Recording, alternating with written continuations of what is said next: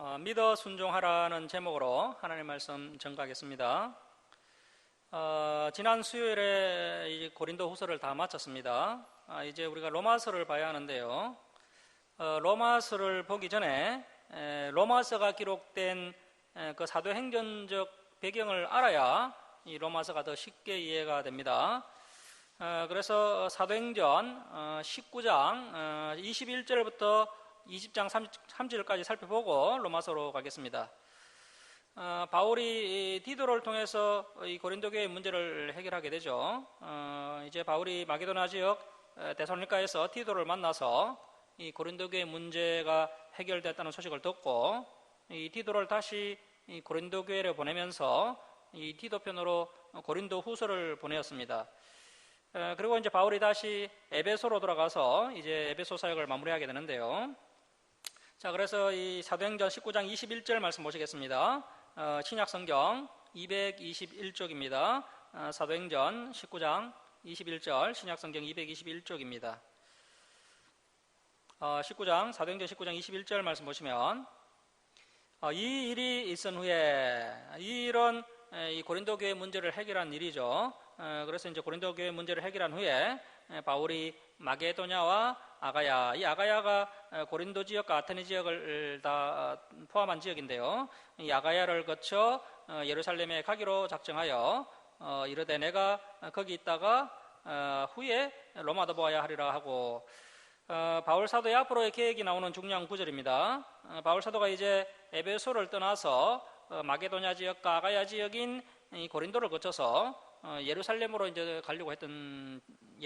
가려고 작정을 했던 것이죠.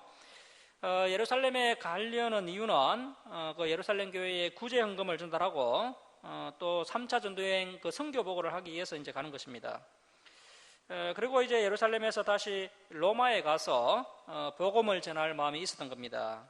이제 바울이 3년간의 에베소 사역을 마무리하게 되는데요.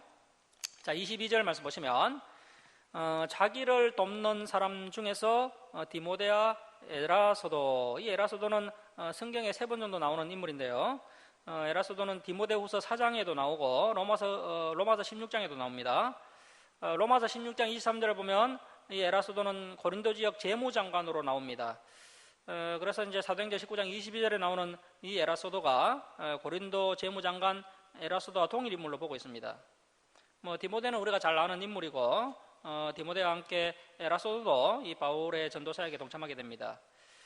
디모데와 에라소도 두 사람을 마게도냐로 먼저 보내고 바울은 아시아, 이 아시아가 이제 에베소 지역인데요. 에베소에 얼마 동안 더 있으니라. 자, 이제 바울이 전도 사역을 체계적으로 진행을 하게 됩니다. 선발팀이 먼저 가서 바울이 복음을 효과적으로 전가할 수 있도록 미리 준비를 하고, 바울은 에베소 사역을 정리한 후에 뒤따라가서 복음을 전하려고 했던 겁니다. 자, 23절 말씀 보시면 그때쯤 되어 이 도로 말미암아 적지 않은 소동이 있었으니, 바울 사도가 에베소 사역을 마무리할 때쯤 되어서 이 에베소 지역에 복음 때문에 큰 소동이 발생하게 되는데요. 어떤 소동이냐 하면, 자, 24절 말씀 보시면 데메드리오라 하는 어떤 은장색이 은으로 아데미의 신상 모형을 만들어 직공들에게 적지 않은 벌이를 하게 하더니 그가 그 직공들과 그러한 영업하는 자들을 모아 이르되 여러분도 알거니와 우리의 풍족한 생활이 이 생업에 있는데, 이 바울이 에베소뿐 아니라 거의 전 아시아를 통하여 수많은 사람을 권유하여 말하되 사람의 손으로 만든 것들은 신이 아니라. 자, 이 바울은 에베소뿐 아니라 아시아 전체에 퍼져 있던 그 아르테미스 신전의 아데미 여신 우상을 무너뜨리기 위해서 아주 단순한 표어를 사용했습니다. 사람의 손으로 만든 것들은 신이 아니다, 이렇게 외쳤던 것인데요. 아주 효과가 좋았습니다. 사람의 손으로 만든 것들은 신이 아니라 하니 이는 그대들도 보고 들은 것이라. 우리의 이 영업이 천하여질 위험이 있을 뿐 아니라 큰 여신 아데미의 신전도 무시당하게 되고 온 아시아와 천하가 이해하는 그 아데미의 여신의 위엄도 떨어질까 하노라 하더라. 사실 이 은장색을 비롯한 직공들의 마음에는 그 아데미 여신의 위엄이 떨어질까봐 걱정하는 마음보다는 자신들의 이익에 손실이 발생할까봐 이렇게 행동하는 것입니다. 그동안 아데미 신상을 팔아서 돈을 많이 벌었는데 이제 이 바울이 전하는 복음으로 더 이상 그 우상이 팔리지 않아서 큰 손해가 발생할 것 같으니까 이렇게 민감하게 반응했던 겁니다. 자, 28절 말씀 보시면 그들이 이 말을 듣고 분노가 가득하여 외쳐 이르되 크다 에베소 사람의 아데미여 하니 온 시내가 요란하여 바울과 같이 다니는 그러니까 이제 바울의 제자면서 동력자인 마게도냐 사람 가이오. 이 가이오가 성경에 4명 정도 나오는데요. 이 가이오는 마게도니아 사람 가이오입니다. 가이오와 아리스다고, 이 아리스다고 역시 마게도니아 사람인데요. 마게도니아 데살로니가 출신입니다. 사도행전 20장 4절에 보시면 데살로니가 사람 아리스다고라고 나와 있습니다. 자, 이 아리스다고는 나중에 이제 바울과 함께 로마에도 가게 되는데요. 가이오와 아리스다고를 붙들어 일제히 연극장으로 달려 들어가는지라. 자, 이 연극장이 24,000명이나 들어가는 큰 연극장입니다. 데메데리오라는 은장색이 이 에베소 사람들을 선동하기 위해서 이 가이오와 아리스다고를 붙잡아서 연극장 안으로 끌고 들어갔던 것입니다. 자, 30절 말씀 보시면 바울이 백성 가운데로 들어가고자 하나 제자들이 말리고, 이 바울은 참 어리가 있고 신의가 있는 분이기 때문에 자신의 동역자들이 이런 큰 어려움을 당하게 되었다는 소식을 듣고 자기 안위를 생각하지 않고 연극장 안으로 달려 들어가려고 했습니다. 하지만 제자들이 이 바울을 붙잡고 말려서 들어가지 못하게 됩니다. 자, 31절 말씀 보시면 또 아시아 갈리 중에 바울의 친구된 어떤 이들이 그에게 통지하여 연극장에 들어가지 말라 그러더라. 사람들이 애쳐 어떤 이는 이런 말을 어떤 이는 저런 말을 하니 모인 무리가 분란하여 태반이나 어찌하여 모였는지 알지 못하더라.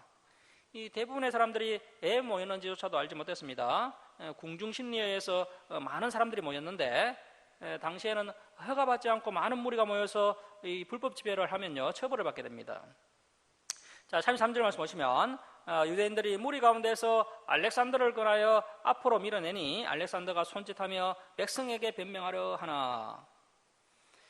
이 알렉산더가 디모데후서 4장 14절에 나오는 구리 생업자 알렉산더와 동일 인물일 가능성이 많습니다. 이 구리 생업자 알렉산더는 바울의 사역을 해방하고 바울에게 해를 많이 끼쳤던 인물입니다. 당시에 이 아데미 여신을 섬기는 이 에베소 사람들은 유대인들에게도 좋은 감정을 가지고 있지 않았습니다.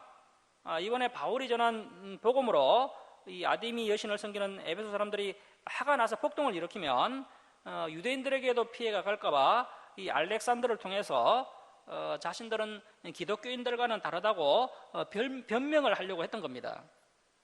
하지만 에베소 사람들은 유대인들과 기독교인들을 구분하지 못했습니다. 다 같은 유대인으로 이제 생각했던 것이죠. 그래서 이제 에베소 사람들은 유대인들은 무조건 우리 아데미 여신을 배척한다라고 생각을 했던 겁니다.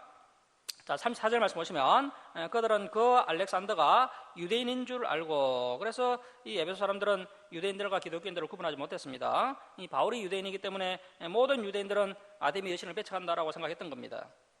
자, 알렉산더가 유대인인 줄 알고 다 한 소리로 외쳐 이르되 크다 에베소 사람의 아데미여 하기를 2시간이나 하더니, 이 에베소 사람이 많이 모이다 보니까요 이제 감정이 고조되면서 매우 위험한 상황이 전개됩니다. 이때 이제 감정이 통제가 안 되면 군중 심리에 의해서 이 가이오와 아리스다고뿐만 아니라 유대인들도 위험에 처해질 수 있습니다. 자, 35절 말씀 보시면 서기장, 이 서기장은 에베소 총독 밑에 있는 사람입니다. 로마에서 세운 사람은 아니고요, 에베소시의 최고 행정관리가 되겠습니다. 이 서기장이 무리를 진정시키고 이르되 에베소 사람들아, 에베소시가 큰 아데미아 제우스.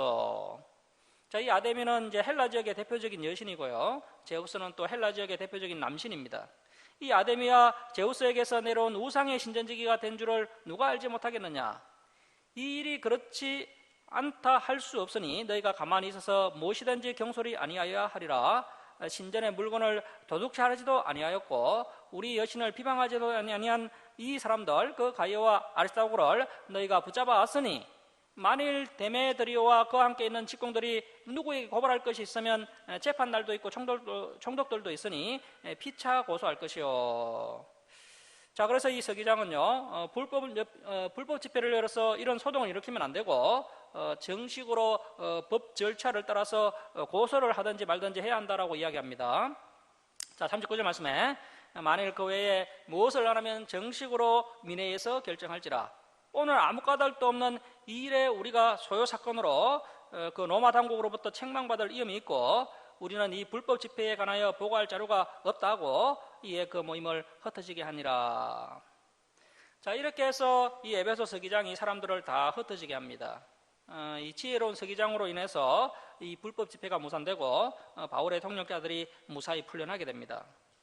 자, 이제 20장 1절 말씀 보시겠습니다. 자, 1절 보시면 소요가 그침에 바울은 제자들을 불러 그난 후에 작별하고 떠나 마게도냐로 가니라. 바울이 이번 소요 사태로 인해 에베소에서 떠날 때가 되었다는 것을 깨닫게 됩니다. 그래서 바울이 이제 아시아 지역을 벗어나서 다시 저 유럽 마게도냐로 건너가게 됩니다. 자, 2절 말씀 보시면 그 마게도냐 지방으로 다녀가며 여러 말로 제자들에게 권하고 헬라에 이르러. 여기서 이 헬라가 바로 이제 고린도를 말하는 것입니다. 바울이 이제 마게도냐를 거쳐서 다시 고린도에 가게 됩니다. 자, 이 바울이 고린도를 3번 방문했다고 앞에서 말씀드렸는데요. 이번 방문이 이제 3번째 고린도 교회 방문이자 마지막 방문입니다. 바울이 예전에 개척했던 그 마게도냐 지역의 교회들을 둘러보고 이제 고린도에 도착하게 됩니다. 바울이 미리 고린도 교회에 디도를 보내놓았고 또 구제 헌금도 부탁을 했었죠. 이제 베드로가 고린도 교회에서 이제 3달 동안 머물면서 이 고린도 교회 문제를 안전히 청산한 다음에 배를 타고 예루살렘으로 가려는 계획을 세웠던 겁니다. 자, 3절 말씀 보시면 거기 3달 동안 있다가 바울이 이제 고린도에서 3달 동안 머물게 됩니다. 3달 동안 있으면서 바울이 로마서를 기록하게 됩니다. 자, 바울이 고린도에서 했던 가장 중요한 사역은 로마서를 기록해서 이 로마 교회에 보낸 겁니다. 바울은 예루살렘 교회에 가서 구제헌금을 전달하고 다시 로마로 가려고 했던 겁니다. 바울이 로마에 가기 전에 먼저 로마서를 보내놓으면 나중에 로마에서 복음을 전하기가 훨씬 수월하기 때문에 미리 로마 교회에 로마서를 기록해서 전달한 것입니다. 자, 거기 3달 동안 있다가 배 타고 수리아, 이 수리아가 예루살렘입니다. 이 예루살렘은 그 수리아령이라는 그 지역에 포함된 도시입니다. 수리아로 가고자 할 그때에 유대인들이 자기를 해하려고 공모함으로 마게도냐를 거쳐 돌아가기로 작정하니, 바울이 고린도에서 로마서를 기록하고 3개월이 지난 다음에 이제 배를 타고 수리아령 그 예루살렘으로 갈 계획을 가지고 있었습니다. 그래서 이제 항구에 나가 보니까 유대인들이 자신을 죽이려는 계획을 공모하고 있다는 첩보를 입수하게 되고, 그래서 이제 바울이 해상로를 포기하고 육로를 통해서 돌아가게 됩니다. 그래서 이제 다시 마게도냐로 다시 올라가게 됩니다. 이렇게 해서 바울은 데살로니가 빌립보를 거쳐서 육로를 통해서 이제 예루살렘으로 가게 됩니다. 자, 이제 우리 이제 로마서를 보도록 하겠습니다. 이 로마서는 매우 중요한 성경책입니다. 로마서는 오늘날 교회들이 이제 다른 성경책에 비해서는 많이 살펴보는 성경책입니다. 하지만 가장 많이 가잉 해석되고 있는 성경책이 로마서가 되겠습니다. 이렇게 로마서가 가잉 해석되기 때문에 많은 성도들이 이 로마서가 어렵다고 생각하고 있습니다. 하지만 로마서는 그렇게 어렵지 않습니다. 그 베베라는 여집사가 이 로마서를 들고 가서 로마 교회 온 성도들 앞에서 읽어주고 또 몇 가지 질문을 받고 간단하게 설명해 주었던 그런 서신입니다. 그래서 이 로마서가 신학을 전공하고 수준 높은 신학자가 되어야 이해할 수 있는 그런 어려운 성경책이 아니라는 것입니다. 이 로마서가 어렵게 느껴지는 것은 이제 처음으로 서간 문체와 논문체가 섞여 있기 때문입니다.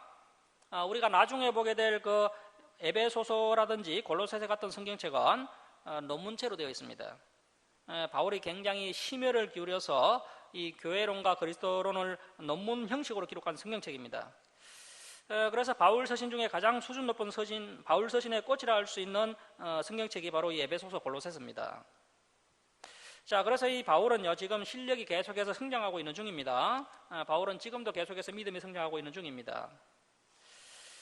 이 로마서는 이제 교리서신이라고 하죠. 교리서신. 그래서 로마서는 논리적으로 또 정리가 잘 되어 있습니다. 하지만 번역이 좀 어렵게 되어 있기 때문에요. 우리가 어렵게 느껴질 수 있는 겁니다. 이 로마서는 바울의 사역이 무르익었을 때 기록했습니다. 바울이 다메섹 도상에서 주님을 처음 만난 시점을 기준으로 하면 지금 한 23년 정도 흘러왔고 1차 전도 여행을 시작한 시점으로 보면 현재 약 10년 정도 지난 시점입니다. 그래서 이 로마서는 BC 57년경에 로마서를 기록했고요. 바울이 로마서를 기록한 시점으로부터 이제 앞으로 10년 정도 더 달려가면은 바울이 이제 로마에서 참수형을 당해서 죽게 됩니다. 바울이 BC 67년경에 로마에서 순교하게 됩니다. 자, 그래서 1차 전도여행과 바울의 순교 중간 지점에 기록했던 성경책이 이 로마서가 되겠습니다. 바울의 그 1차 전도여행이 한 2년 정도 진행되었었고 2차 전도여행이 4년 정도, 그리고 이제 3차 전도여행도 한 4년 정도 진행되었습니다. 그래서 1차, 2차, 3차 전도여행을 다 합치면 이제 10년 정도 사역을 진행한 것이고 앞으로 바울이 이제 10년 정도 사역을 남겨놓은 시점입니다. 이 로마서 하면 역시 이신덕이죠. 이신칭의라고 하기도 하는데요. 믿음으로 말미암아 어렵게 된다. 믿음으로 말미암아 구원받는다. 믿음에 대한 이야기를 그 갈라디아서와 마찬가지로 하고 있는 대표적인 성경책입니다. 이 로마서는 복음의 진수요, 복음의 핵심을 논하고 있습니다. 복음은 사실 신구약 전체가 다 복음이라 할 수 있습니다.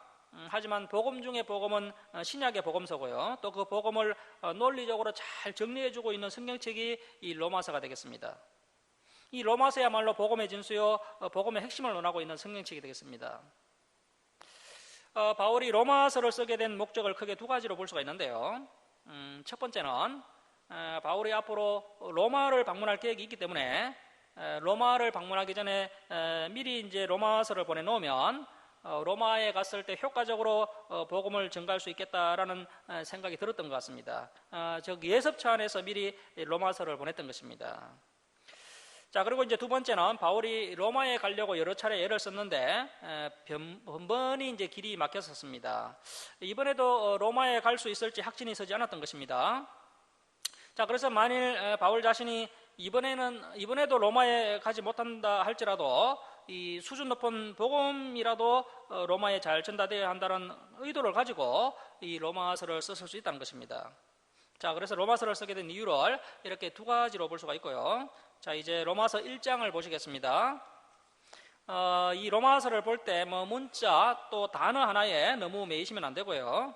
전체 흐름을 살펴보면서 이제 쉽게 보려고 하셔야 이 로마서가 한눈에 보이게 됩니다. 자, 로마서 1장 1절부터 17절까지, 1장 1절부터 17절까지가 도입부가 되겠습니다. 도입부니까요, 로마교회 성도들에게 바울 자신을 소개하는 이야기, 그리고 로마교회 성도들에게 하는 인사, 그리고 또 수차례 로마교회에 방문하려고 했던 그런 이야기도 나오고 있고요. 그리고 또 로마서를 쓰게 된 동기, 로마에 가려고 하는 또 이유, 또 로마서의 주제가 도입부인 1절에서 17절에 이렇게 기록되어 있습니다. 자, 우리 로마서 1장 1절 함께 읽겠습니다. 시작. 예수 그리스도의 종 바울은 사도로 부르심을 받아 하나님의 복음을 위하여 택정함을 입었으니.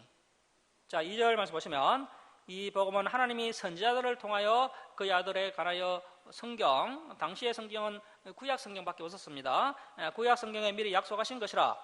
그의 아들에 관하여 말하면 육신으로는 다윗의 혈통에서 나셨고 성경의 영으로는 죽은 자들 가운데서 부활하사 능력으로 하나님의 아들로 선포되셨으니 곧 우리 주 예수 그리스도시니라. 자, 육신으로는 다윗의 혈통으로, 영으로는 하나님의 아들로 오신 분이 바로 예수 그리스도십니다. 크게 해석할 것이 없죠. 그냥 읽으면 이해가 됩니다. 자, 5절 말씀 보시면 그로 말미암아 우리가 은혜와 사도의 직분을 받아. 자, 주의 종들은 무엇을 위해 일하는 사람들입니까? 자, 계속 보시면 그의 이름을 위하여. 자, 주의 종들은 주님의 이름을 위해서 일하는 사람들입니다. 나의 이름이 아니라 주님의 이름을 위해서, 하나님의 이름을 위해서 일해야 됩니다. 예수 그리스도의 보혈로 구원받은 성도라면 우리 인생의 목적이 하나님을 위한 인생이 되어야 됩니다. 그의 이름을 위하여 모든 이방인 중에서, 여기에 우리도 포함되죠. 모든 이방인 중에서 믿어 순종하게 하나니. 자, 우리가 믿는 것에서 끝나면 안 되고요. 믿었으면 반드시 순종하는 데까지 가야 된다는 것입니다. 오늘날 대부분의 성도들이 믿는다고 고백을 하죠. 하지만 과연 성도님들이 얼마만큼 순종하고 있습니까? 바울은 참 믿음이라면 믿어 순종하는 것이어야 한다라고 이야기하고 있습니다. 성경을 보면 순종하는 것이 충성된 것이다 이렇게 정의하고 있습니다. 순종하는 것이 충성된 것이다. 그래서 믿기는 믿는 것 같은데 우리의 삶 가운데 구체적인 순종이 없다면 그것은 충성된 것도 아니고 신실한 것도 아니고 사실은 믿는 것도 아닙니다. 참 믿음은 믿어 순종하는 것입니다. 오늘 설교 제목이죠. 자, 6절 말씀 보십시오. 너희도 그들 중에서 예수 그리스도의 것으로 부르심을 받은 자니라. 로마에서 하나님의 사랑하심을 받고 성도로 부르심을 받은 모든 자. 수신자가 로마교회 성도들입니다. 로마교회 성도들에게 하나님 우리 아버지와 주 예수 그리스도로부터 은혜와 평강이 있기를 원하노라. 자, 이렇게 이제 바울이 인사를 합니다. 자, 8절 말씀 보시면 먼저 내가 예수 그리스도로 말미암아 너희 모든 사람에 관하여 내 하나님께 감사함은 너희 믿음이 온 세상에 전파됨이로다. 당시 아시아 마게도냐 아가야 지역 교회들 가운데 세상에 저 로마에도 교회가 생겼고 로마에도 성도들이 생겼다 이러한 소문이 퍼졌던 겁니다. 그래서 이 로마 교회 성도들의 믿음이 온 세상에 전파된 것에 대해서 바울이 감사하게 생각하고 있습니다. 자, 9절 말씀 보시면 내가 그의 아들의 복음 안에서 내 심령으로 섬기는 하나님이 나의 정인이 되시거니와 항상 내 기도에 지지 않고 너희를 말하며. 이 바울이 기도할 때마다 로마 교회 성도들을 위해서 기도하고 있다는 것입니다. 자, 10절 말씀에 어떻게 하든지 이제 하나님의 뜻 안에서 너희에게로 나아갈 좋은 길 얻기를 구하노라. 내가 너희 보기를 간절히 원하는 것은. 자, 이 바울 사도가 로마에 가려고 하는 첫 번째 목적이 나오는데요. 왜 바울이 로마에 가려고 하느냐면 어떤 신령한 은사를 너희에게 나누어 주어 너희를 견고하게 하려 함이니. 자, 바울이 신령한 은사를 로마 교회 성도들에게 나누어 주어서 로마 교회 성도들의 믿음이 견고하게 하도록 하기 위해서 로마에 가려고 하는 것입니다. 자, 이 말씀을 보면 바울이 어떤 신령한 은사를 로마 교회 성도들에게 직접 나누어 주는 것처럼 오해할 수가 있는데요. 사실 이 성령의 은사는 사람이 나누어 줄 수가 없습니다. 오직 성령께서 나누어 주시는 것이죠. 여기서 바울은 성령께서 하시는 일의 대행자로서 이렇게 표현한 것일 뿐 바울이 은사를 직접 나누어 줄 수 없고요. 단지 바울은 쓰임 받는 것입니다. 자, 그래서 바울은 어떻게 하면 성도들의 믿음을 견고하게 할 수 있을까 하고 늘 고민했다는 것을 알 수가 있고요. 그래서 오늘날 목회자들도 늘 관심이 어떻게 하면 우리 성도들의 믿음을 견고하게 할까 이 고민을 하고 있고 그래서 늘 성도들의 믿음이 견고해질 수 있도록 기도하고 있습니다. 자, 그래서 이 바울의 로마 방문의 첫 번째 목적은 로마 교회 성도들의 믿음을 더 성장시키고 더 견고하게 하려는 것이 방문의 목적입니다. 자, 12절 말씀 보시면 이제 로마를 방문하는 두 번째 목적이 나오는데요. 이는 곧 내가 너희 가운데에서 너희와 나의 믿음으로 말미암아 피차 아니함을 얻으려 함이라. 자, 바울을 통해서 신령한 은사를 나누어 받은 로마교회 성도들의 믿음이 견고하게 되고 또 그로 인해서 또 바울 또한 격려를 받게 되고요. 그래서 또 바울 사도 로마교회 성도 모두가 안심이 되고 위로를 얻게 되는 겁니다. 그래서 서로 간에 위로와 힘을 얻도록 하기 위해서 바울이 로마를 방문하려고 했던 것입니다. 자, 그래서 이 교회라는 공동체는요, 마치 그 사람의 몸과 같은 유기적인 조직체여서 서로에 대한 신뢰와 사랑 그리고 친밀한 교제가 필요한 겁니다. 자, 바울 사도가 영적인 지도자긴 하지만 바울 역시 특별한 존재가 아니라 주님 안에서 똑같은 성도요 그리스도의 지체인 것을 잘 알았습니다. 자, 그래서 바울은 거짓 사도들처럼 교만하지 않았고 항상 겸손하게 행동했던 것입니다. 자, 이제 13절 말씀 보십시오. 이제 바울이 로마에 방문하려는 세 번째 목적이 나오는데요. 형제들아, 내가 여러 번 너희에게 가고자 한 것을 너희가 모르기를 원하지 아니하노니 이는 너희 중에서도 다른 이방인 중에서와 같이 그래서 이제 이방 교회 성도들과 같이 열매를 맺게 하려 함이로되 지금까지 길이 막혔도다. 자, 바울 사도가 여러 번 로마를 방문하려고 했지만 계속해서 길이 막혔었습니다. 그래도 바울 사도가 포기하지 않고 계속해서 로마 교회에 방문하려고 했던 세 번째 목적이 나오는데요. 이 로마 교회 성도들이 다른 교회 성도들과 마찬가지로 이 믿음이 성장해서 열매를 맺도록 하기 위해서 로마에 방문하려고 했던 것입니다. 자, 그래서 우리가 뭐 믿습니다라는 고백으로 끝나면 안 되고요. 반드시 그 믿음이 성장하고 성숙해서 열매를 맺어야 됩니다. 당시 로마는요, 로마 제국의 수도였죠. 바울이 로마를 선교의 거점으로 삼을 경우 급속한 복음의 확장을 가져올 수 있을 것으로 기대를 했던 것입니다. 자, 14절 말씀 보십시오. 헬라인이나 야만인. 당시에 그 헬라인들은 헬라 문화를 알지 못하는 이방인들을 야만인 취급했습니다. 야만인이나 지혜 있는 자, 이 지혜 있는 자가 또 헬라인입니다. 지혜 있는 자 헬라인이나 어리석은 자, 이 어리석은 자가 또 야만인을 이야기하는 겁니다. 그 비헬라인들, 야만인이나 어리석은 자에게 다 내가 빚진 자라. 자, 바울은 헬라인이나 그 다른 이방인들을 모두에게 빚진 자라는 인식이 있었습니다. 자, 그래서 바울은 세계 선교에 대한 의무를 깊이 인식하고 있었는데요. 자, 바울이 왜 이렇게 이 선교를 반드시 갚아야 될 그 부채처럼 인식했느냐 하면 바울이 하나님의 은혜와 사랑을 깊이 깨달았기 때문입니다. 그리고 또 이 바울은 영혼을 향한 사랑이 충만했기 때문입니다. 자, 그래서 우리가 뭐 중국이나 무슨 상관이 있으며 몽골이나 무슨 상관이 있으려 이런 생각을 하면 안 되고요. 우리의 마음 가운데 이 복음의 빚진 자의 마음이 있어야 합니다. 자, 15절 말씀 우리 함께 읽겠습니다. 자, 시작. 그러므로 나는 할 수 있는 대로 로마에 있는 너희에게도 복음 전하기를 원하노라. 자, 그래서 빚진 자가 빚을 갚는 최고의 방법이 뭡니까? 전도와 선교를 하는 것입니다. 빚진 자가 빚을 갚는 최고의 방법은 전도와 선교입니다. 뭐 한 사람이 결단한다고 해서 전도와 선교가 되는 것이 아니죠. 하나님께서 그 이스라엘 공동체를 통해서 그 제사장 나라 거룩한 백성의 역할을 감당하기를 원하셨고, 이스라엘이 그 역할을 감당하지 못하자 결국에는 이방 교회에 이 사명이 넘어오게 되었고, 이 교회라는 신앙 공동체에 이 숙제가 주어지게 된 것입니다. 저와 여러분이 이 숙제를 하기 위해서 이 주사랑교회에 모인 겁니다. 그래서 우리가 이 빚진 자의 심정을 가지고 빚을 갚는 마음으로 가든지 보내든지 해야 됩니다. 뭐 갈 수 있는 분은 가면 좋고 다 갈 수 있는 것이 아니기 때문에 기도로 또 물질로 협력해서 우리가 한 팀이 되어서 뭐 우리가 우리의 빚을 다 갚지는 못하겠지만 조금이라도 갚으려고 하는 성숙한 믿음이 우리에게 있어야 됩니다. 자, 16절 말씀 보시면 내가 복음을 부끄러워하지 아니하노니 이 복음은 모든 믿는 자에게 구원을 주시는 하나님의 능력이 됩니다. 먼저는 유대인에게요, 그리고 헬라인에게로다. 자, 그래서 바울은 이 복음, 이 하나님의 말씀이야말로 헬라인, 유대인 모든 믿는 자에게 구원을 주시는 하나님의 능력이 된다라고 이야기하고 있습니다. 저와 여러분도 믿음 생활을 하다 보면 힘이 빠질 때가 있죠. 우리가 번아웃 될 때가 있습니다. 자, 그럴 때 우리가 어디로 돌아가야 됩니까?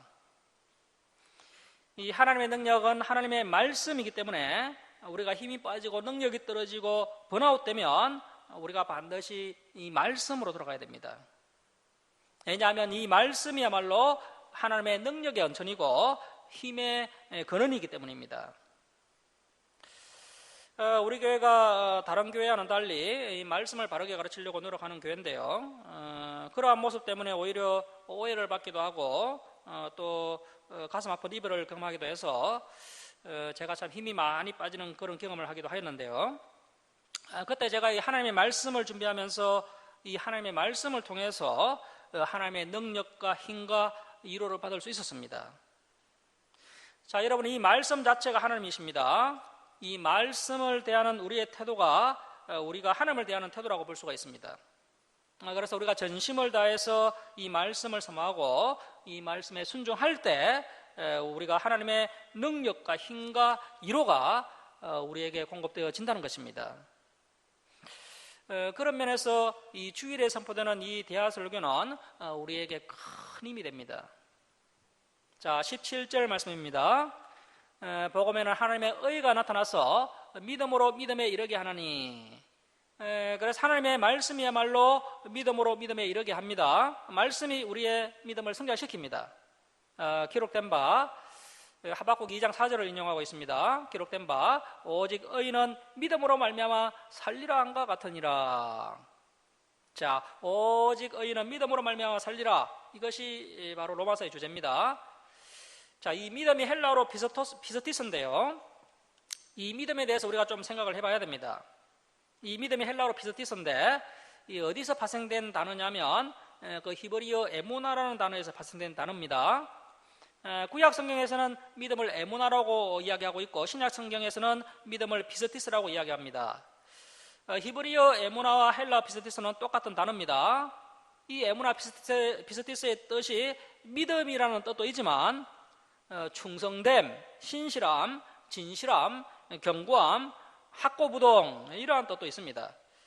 자, 그러니까 에무나와 피스티스의 뜻은 추상적이고 감정적인 믿음이 아니고요, 매우 구체적인 믿음입니다.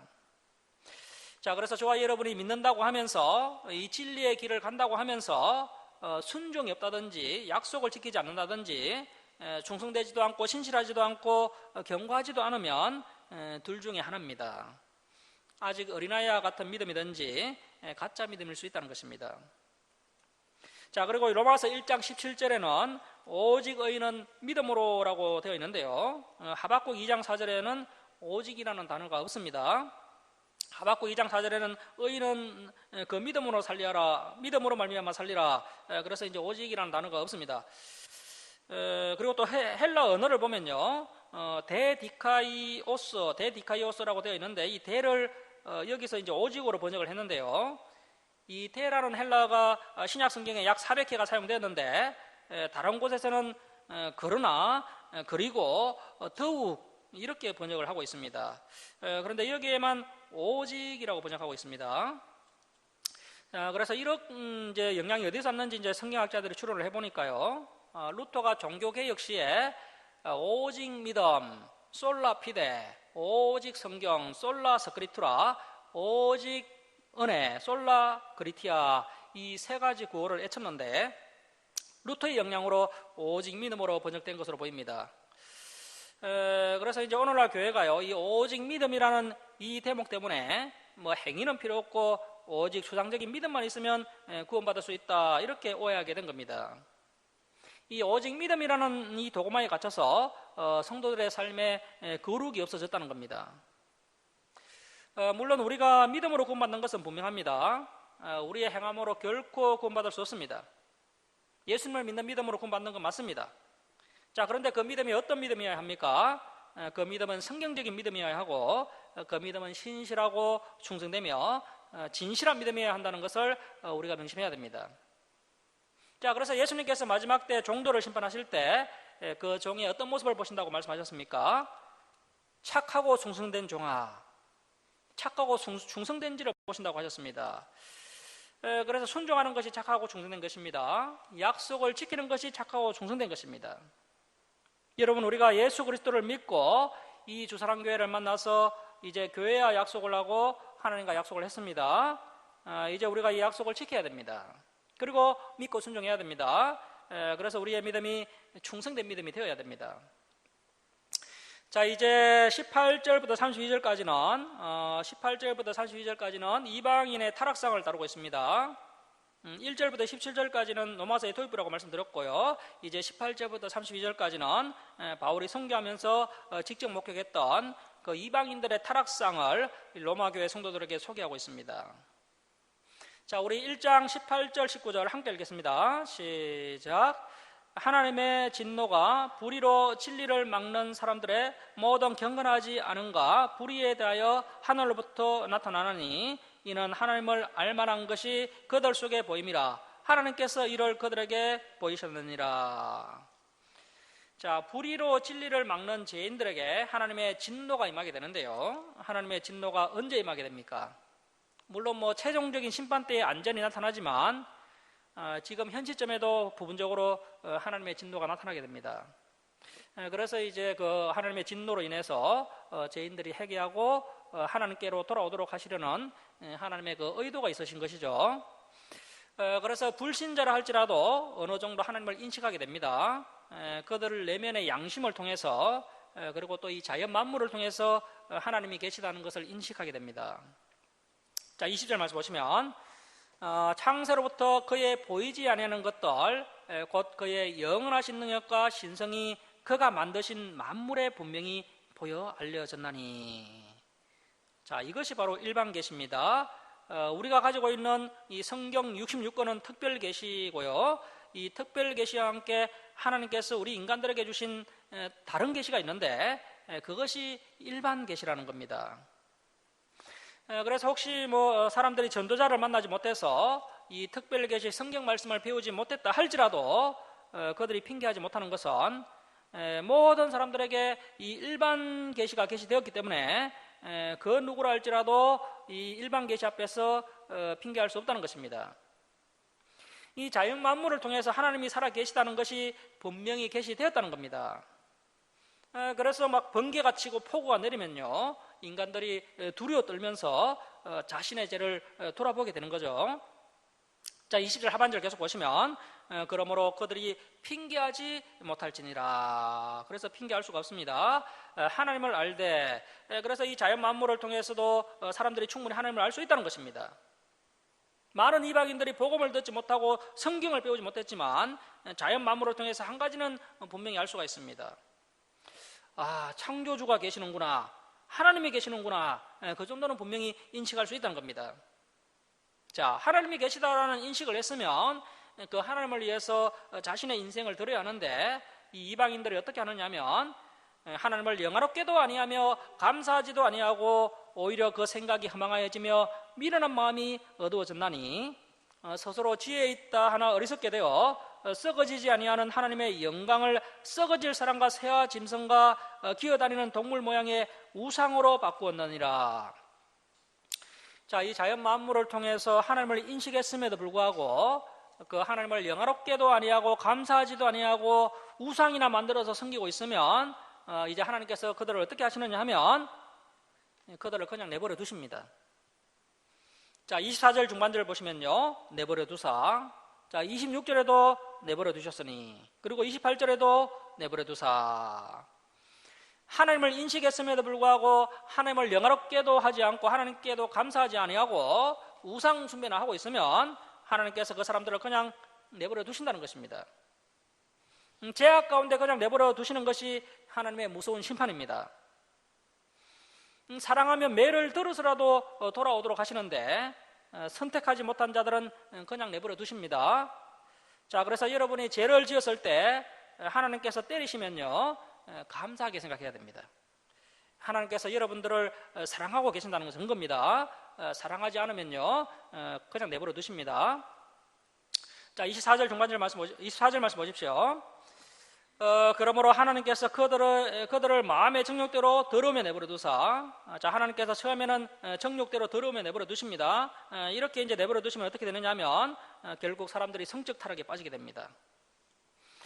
그들의 몸을 서로 욕되게 하게 하셨으니 이는 그들이 하나님의 진리를 거짓 것으로 바꾸어 피조물을 조물주보다 더 경배하고 섬김이라. 주는 곧 영원히 찬송할 이시로다. 아멘. 이 때문에 하나님께서 그들을 부끄러운 욕심에 내버려 두셨으니, 자, 하나님께서 처음에는 정욕대로 내버려 두시고 이제 부끄러운 욕심에 내버려 두시는데요, 이제 성적 타락을 좀 더 구체적으로 설명하고 있습니다.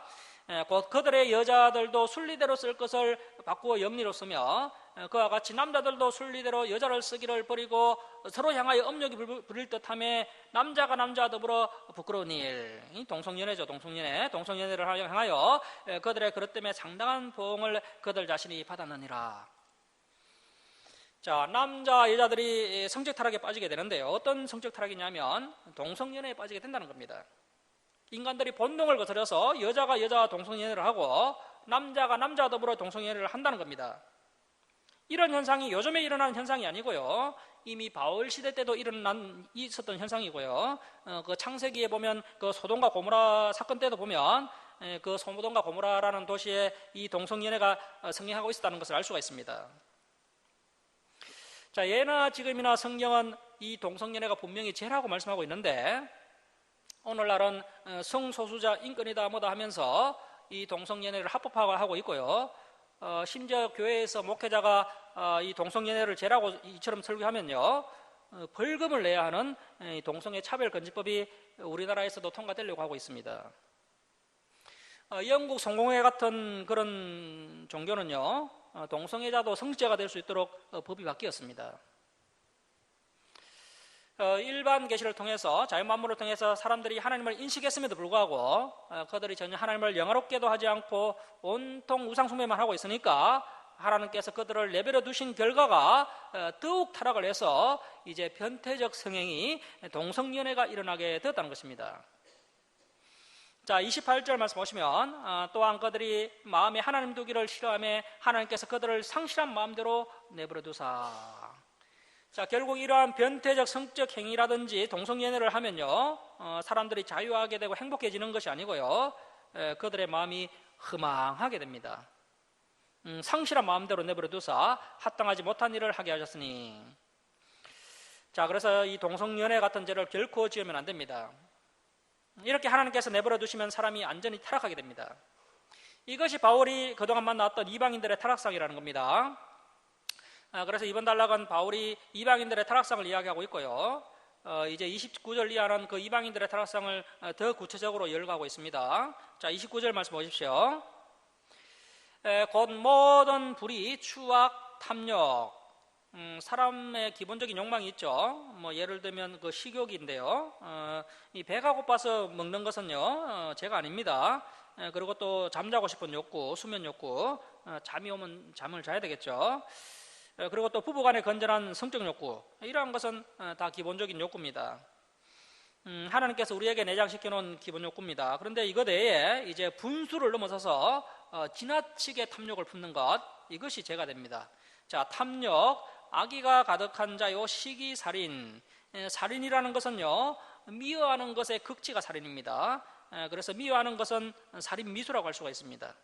자, 살인, 분쟁, 사기, 악독이 가득한 자요, 수군수군하는 자요, 비방하는 자요, 하나님께서 미워하시는 자요, 능욕하는 자요, 교만한 자요, 자랑하는 자요, 악을 도모하는 자요, 부모를 거역하는 자요, 우매한 자요, 배약하는 자요. 배약은 약속을 어기는 겁니다. 약속을 어기는 자요, 무정한 자요, 무자비한 자라.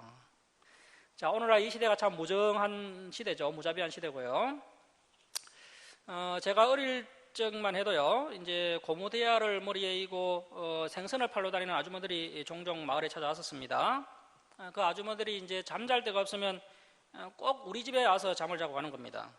우리 집이 이제 그 당시에 방이 많은 것도 아니고 방 한 칸이었는데, 이제 아버지가 일찍 돌아가시다 보니까 이제 행상 아주머니들이 잠잘 곳을 물으면요, 동네 사람들이 꼭 우리 집을 알려주는 겁니다.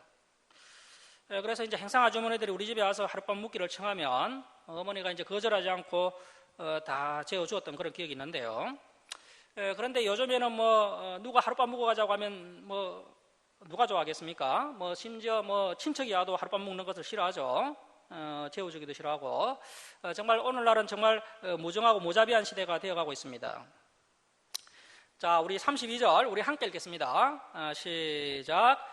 그들이 이 같은 일을 행하는 자는 사형에 해당한다고 하나님께서 정하심을 알고도 자기들만 행할 뿐 아니라 또한 그런 일을 행하는 자들을 옳다 하느니라. 자, 대다수의 사람들이 뭐 동성애가 옳다 하니까요, 동성애는 틀렸고 죄악이다라고 말하는 사람만 소외당하는 시대입니다. 오늘날 시대가 그런 시대죠. 그래서 이제 진리는 다수결로 결정되는 것이 아닙니다. 악한 자들이 이렇게 행할 뿐 아니라 또 당을 만들어서 잘못된 것을 옳다고 지지해 주니까요, 점점 더 심각해지는 거죠. 끝까지 진리를 기준으로 옳지 않다라고 이야기하는 사람들만 이제 어려움을 당하게 되는 것입니다. 자, 이렇게 일반 계시를 통해서 하나님을 인식했지만 하나님을 영화롭게도 아니하고 감사하지도 아니하면 하나님께서 그들을 내버려 두시게 되고 결국 인간이 완전히 타락하게 되는데, 이것이 바울이 만났던 이방인들의 타락상이다라고 바울이 로마교회 성도들에게 그 이방인들의 타락상에 대해서 소개하고 있습니다. 자, 말씀을 마치도록 하겠습니다. 사랑하는 성도 여러분, 우리의 믿음이 순종하는 믿음, 또 성경적인 믿음을 소유하는 성도들이 되었으면 좋겠습니다. 우리가 주님을 만나기 전에는 완전히 타락한 자였고 정말 전혀 가능성이 없는 그런 존재였다는 것을 우리가 다시 한번 분명히 인식하시고 이제 주님의 은혜로 구원을 받았으니 이제 이 빛을 갖는 심정으로 전도와 선교에 힘쓰는 저와 여러분 될 수 있기를 주님의 이름으로 축원합니다. 자, 기도하겠습니다. 사랑의 하나님 아버지,